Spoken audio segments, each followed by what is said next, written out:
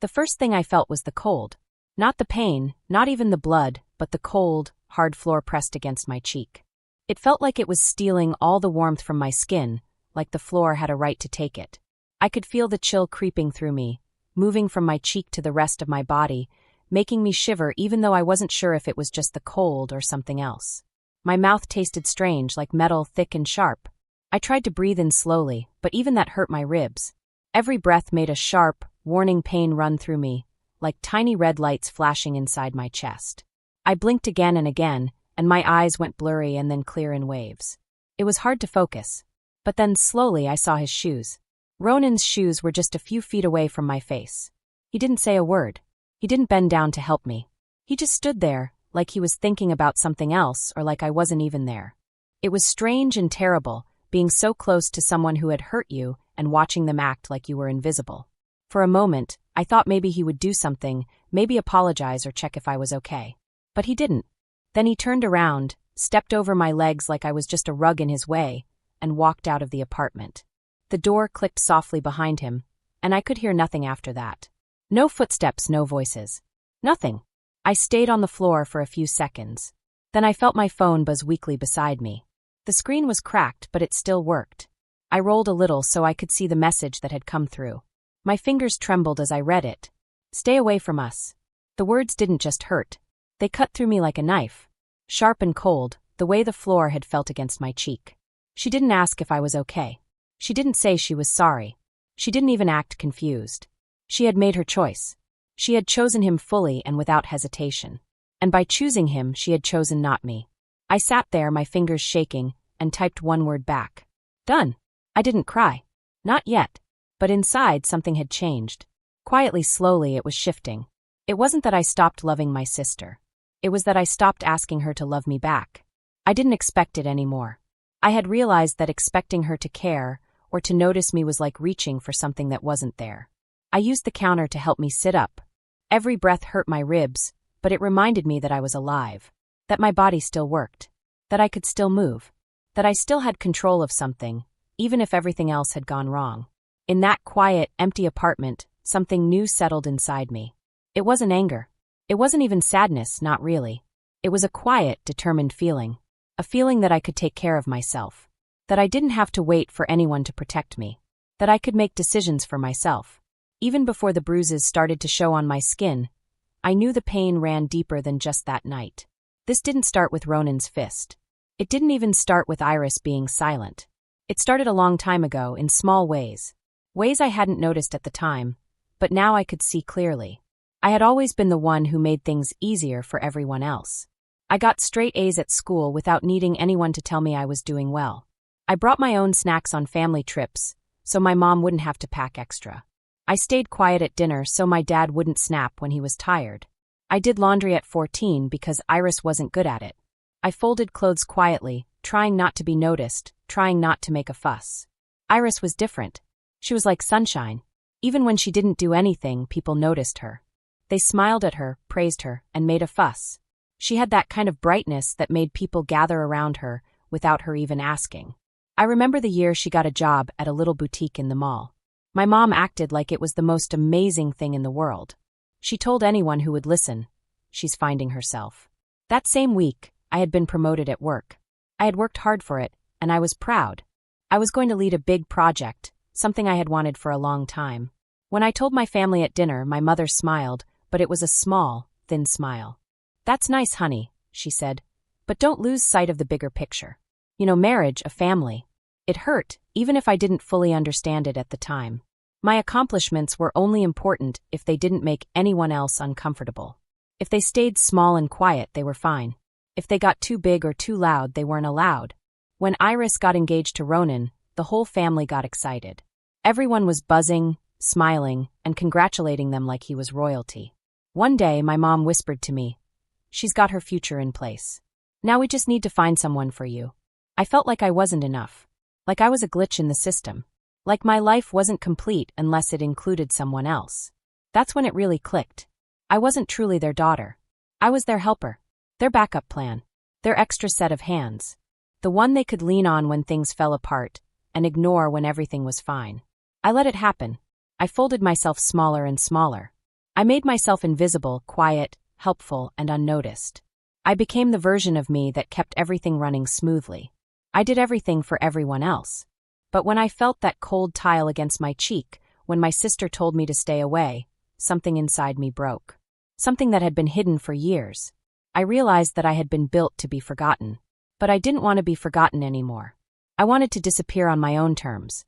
Not because they chose someone else, but because I chose myself. I reached for my phone again, but this time, I wasn't replying to Iris. I was checking something else. There was an email about a mortgage pre-approval. The digital signature was already highlighted with my name. I almost forgot it was there. It had started months ago, when Iris and Ronan were in trouble with their finances. They had been denied a loan once already. Ronan's credit was messy because of 2 businesses he had tried that failed quickly. Iris's income wasn't steady, and her tax records were messy too. They needed someone stable. Someone dependable. Someone like me. They needed me. Just put your name on the papers, Iris said, her voice calm, as if it was no big deal. You won't be responsible unless something goes wrong. But something always went wrong. Still, I helped them. I went through Ronan's credit report with him, showing him how to fix the mistakes. I even connected them with a mortgage advisor I trusted. When Iris's first payment was late, I paid the deposit for their new place. No repayment plan. No contracts. Just faith. Just family. When I tried to say I was unsure to be careful, Iris brushed me off. You're being dramatic. It's just paperwork, she said. Ronan laughed. You're like the third wheel we actually need, he said, clinking his beer against mine. At the time, I told myself it was a compliment. I told myself that being needed was a kind of love, that what I gave would come back when it mattered. But now, standing in my apartment, my face swollen, my ribs aching, I saw everything differently. Every favor, every signature, every dollar I gave, they hadn't brought us closer. They had tied me down. They didn't expect me to be their sister. They expected me to be their asset, their helper, their foundation. I closed the mortgage email and opened my bank login page. The loan wasn't final yet. My name was still there. It all started with a question. We were in my kitchen, planning wedding stuff. Ronan suggested cutting the catering staff to save money, even though the guest list had grown. I said gently, "Are you sure that's smart? It could end up costing more later." Iris tensed immediately. "We've got it under control," she said. I didn't push. I nodded, letting it go. But Ronan saw something on my face. Maybe doubt. Maybe hesitation. He slammed his palm on the counter. "You think just because you make more money, you get to judge everything we do?" I froze. "That's not what I..." He stepped closer. "You think you're better than us. Always have." His voice got louder. Louder and sharper. I stepped back instinctively, bumping into the island behind me. I glanced at Iris, expecting her to calm him down like she always did. But she didn't. She just stood there, watching. Quiet. Silent. Then came the shove. I hit the counter hard, the edge digging into my ribs. I gasped, stunned, trying to understand what was happening. Before I could react, he swung a closed fist at my mouth. The taste of blood came instantly. The world went sideways.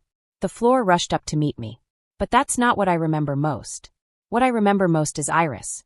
She just stood there, not moving, not shouting, not running to me. She was still, watching, waiting, choosing. When they left, I stayed on the floor for seconds. Maybe minutes. I don't know. Eventually, I reached for my phone. Sienna answered on the second ring. "Lila," she said. I couldn't speak. I just cried. When I finally told her what happened, she didn't hesitate. "This isn't a misunderstanding," she said, her voice clear and strong. "It's assault. You need to report it." She stayed on the phone with me while I pulled myself to my feet. I walked to the bathroom mirror. My reflection didn't look like me. But it was time she did. The next morning, I moved very slowly, like I was made of glass. Every part of my body hurt, but my mind felt sharp and clear, almost like it was glowing inside my head. I didn't feel foggy, and I didn't feel scared. I felt ready. I went to my laptop and opened it carefully. I typed in the bank website and logged in. At the very top, there it was, the mortgage file. It was for $820,000. That was a lot of money. My name was on it. I had co-signed it, which meant I was helping them get the money. I stared at the screen for a long time. My name was everywhere. The approval letter, the payment schedule, the list of responsibilities. Without me, they wouldn't have gotten this loan. They didn't have steady money, and their credit score was messy. But somehow I made it happen. And now I was about to take it back. I started the revocation process. It wasn't simple. First, the bank made me go through 3 steps just to confirm I wanted to remove myself. Then my phone buzzed with a security message. A big red warning appeared. This action may cancel the loan. Are you sure? I took a deep breath. I clicked yes. Then another message popped up. Are you really sure? I clicked yes again. Next came security questions. My first pet's name. My mom's maiden name. Some of these questions hurt to answer because they reminded me of old times. But I kept going. Finally, the last screen appeared. It was a legal form. Dry, plain, and serious. At the bottom was a place for my signature. One signature, and all my help would disappear. My hands rested on the mouse. They thought I would keep helping them, even if it hurt me. But I wasn't their safety net anymore. I clicked sign. A tiny check mark appeared. The computer said, "Your guarantor agreement has been successfully withdrawn." I closed the laptop and felt calm. It wasn't heavy like a weight. It was clean. Somewhere in the city, they were probably finishing wedding plans or choosing paint colors for their new house, and they had no idea that the loan was gone. And I wasn't finished. Not yet. Then the phone rang. I didn't recognize the number, but I answered it. Ronan's voice exploded through the speaker. He sounded scared and angry, high-pitched like a whistle. "Lila, what did you do?" he shouted. I listened. He told me the bank called. They said I pulled out. The loan was denied. "Do you even understand what you've done?" he asked. I didn't answer at first. I just let the silence grow, and it made him uncomfortable. Then I spoke calmly and clearly. I did what Iris asked. "I'm staying away." I hung up before he could answer. An hour later, the banging started. Not knocking, banging. My front door rattled under their fists. I looked through the peephole. Iris was pacing back and forth like she had lost her mind. Her eyes were wide, almost wild. "Lila, open this door right now," she screamed. Behind her, Ronan was trying to calm her. "Just talk to us," he said. "Think of Mom. Think about everything we've been through." I didn't move. I didn't speak. I just watched them get upset, unraveling right in front of me. When they finally left, their voices trailing into the hallway, I sat at my kitchen table. I opened a new folder on my computer. I called it Court Evidence. I started adding everything.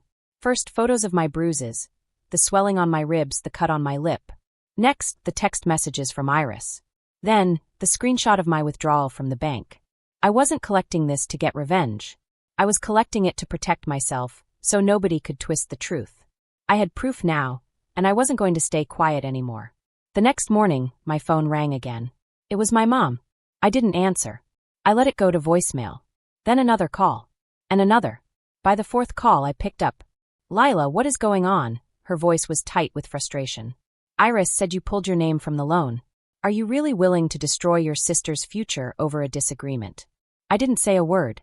I wanted to ask if she knew about the bruises, about the punch, about Iris staying silent, but I didn't. I already knew the answer.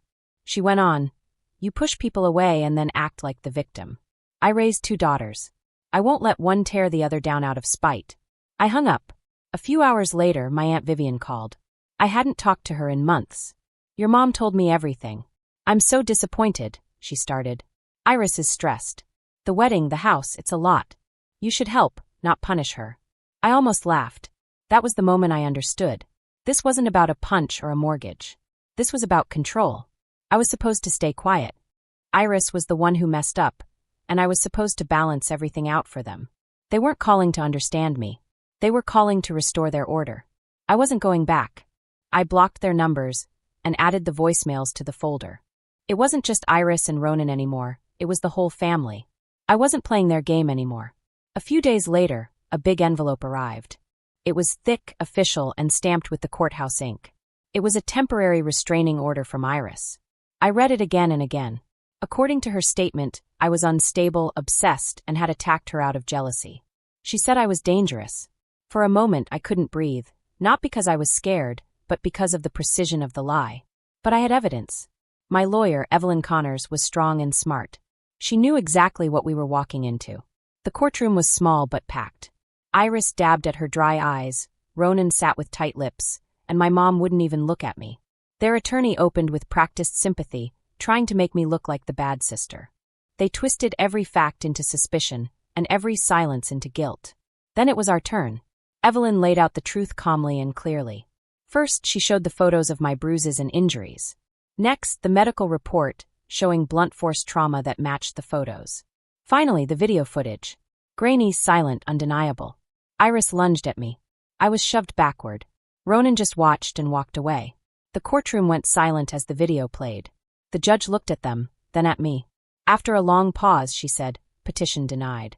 And consider yourself lucky Miss Reyes isn't filing charges." They didn't speak. They couldn't. I didn't celebrate. I just gathered my things, nodded at Evelyn, and walked out with Sienna. But the hallway wasn't empty yet. Iris was waiting just outside the courtroom. Her shoulders were tense, mascara smudged as if she wanted it to look accidental. Her eyes met mine. For the first time, there was no certainty behind them. "Lila," she said, her voice low and shaky. "Can we just talk?" I didn't stop walking. She caught up and lightly reached for my arm. I pulled back. "I didn't know it would get this far," she said quickly. She stopped because the sentence collapsed under its own weight. I turned to face her just enough to speak. "You stood there. You let him hit me. You watched me on the floor and said nothing. And then you called me dangerous." "Cam, I didn't mean," she began, but there wasn't anger in my voice. It was calm stillness. And something in her recognized it. Her mouth opened as if she wanted to argue, cry, or beg, but no words came out. She just stood there, small and quiet, as I walked away. Outside the courthouse, the air was thin and sharp. Sienna was waiting with the car. I slid into the passenger seat. Neither of us spoke. She drove with one hand on the wheel, and the other resting lightly near mine. That night, I sat at my kitchen table with my phone. One by one, I deleted their numbers: Iris, Ronan, my mom, my aunt. Then I opened my laptop and created a new email folder called Peace. I didn't move the voicemails or screenshots there. I didn't need to. That folder wasn't for evidence. It was for the things I wanted to protect. For the first time in years, I shut my computer without bracing for what might come next. A year passed. I poured myself into work. Not to forget what had happened, but to remember what I was capable of. I led a major product launch. I became the head of my department. I stopped apologizing for knowing what I was doing. On Tuesday nights, I took a ceramics class at the community center. My hands learned to shape clay, the same hands that had once felt too weak to hold anything. Clay didn't care about my past. It only cared about pressure, patience, and consistency. By November, my apartment was warm and filled with voices and laughter.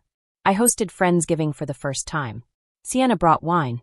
Nate made a turkey that was weirdly perfect.